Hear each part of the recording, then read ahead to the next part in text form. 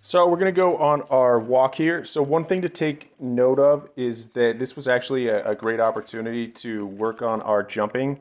So we do our space exercise. She gets super excited as soon as she sees the leash and can start bounding around, jumping up on you. So a great time to be prepared for space. Another thing on space to mention is that we want it to be a preventative measure and use it preemptively. So we know that she's going to be primed to jumping in certain situations.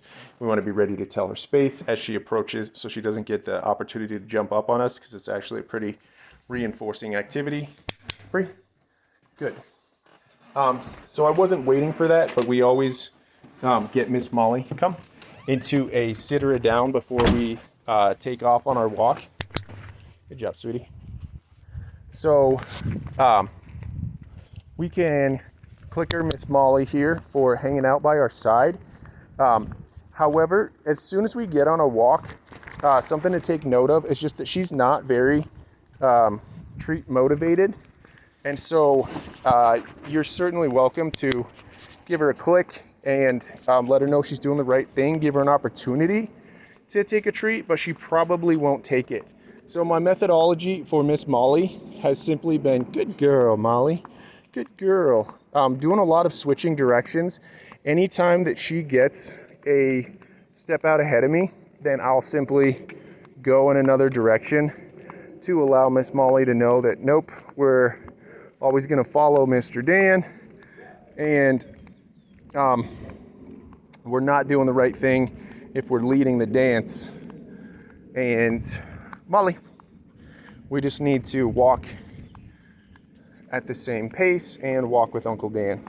So this is still acceptable. Good. I was going to say we were right there on the cusp of switching directions on our little cutie. But you'll notice that she's doing a great job where she'll follow us. So I'll just say, Molly. So we want to keep slacking the leash like you noticed there. And she is going to simply follow us and be more concerned with what we're doing. So she's out just a smidge, right on the cusp. So again, we've got slack in the leash. We're okay.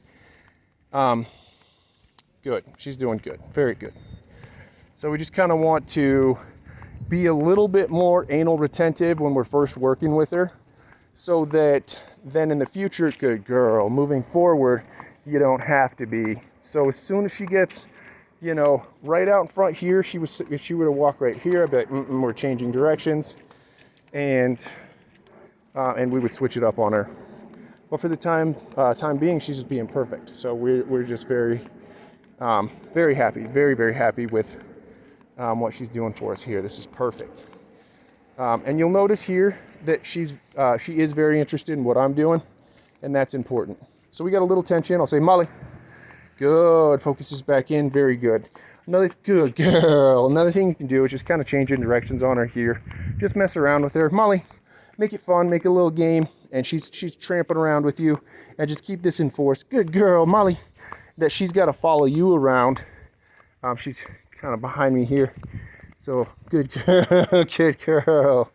Good girl. And just kind of play with her a little bit. Make it fun. But all that we're trying to show her here is that, hey, follow me wherever we go, and that's what we're looking for. So she's done a very, very good job. She was quite the puller when she first got here, and she has really come a long way.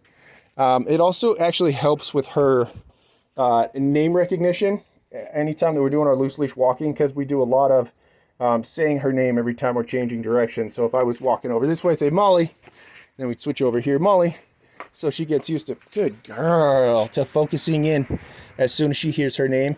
So it's just another way to reinforce those exercises. So loose leash walking and in our name recognition exercises really go hand in hand with one another. So that's a very, very good job, my sweetie, and that's exactly what that should look like. Nice job, cutie.